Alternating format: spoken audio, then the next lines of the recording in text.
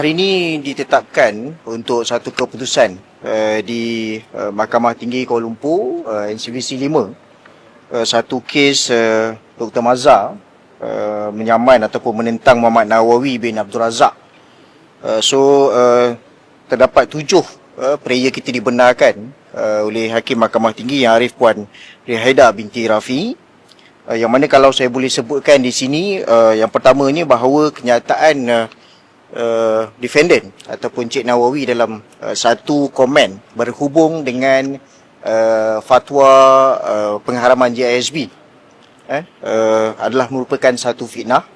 Ada empat penyataan yang dipelitkan, tetapi hakim membenarkan satu daripada 3, maka 3 penyataan ditolak lah. Satu penyataan itu merupakan satu poster yang menyebut antara lain bahawa Dr. Mazhar minum air kaki JISB lah.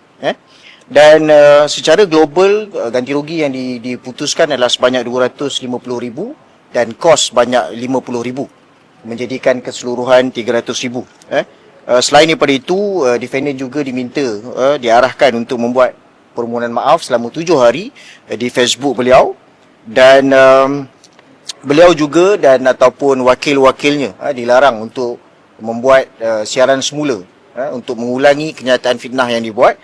Dan faedah macam biasa 5%, dan kita menzahirkan rasa syukur kita pada petang ini setelah hampir saya percaya 2 tahun kes ni berjalan dan pelbagai tomahan ditujukan kepada Dr. Mazhar. Dan saya bersama wakil Dr. Mazhar petang ni, Dr. Rozami, dan kita menerima keputusan ini dengan menzahirkan rasa syukurlah kehadap Allah Subhanahu Wa Taala.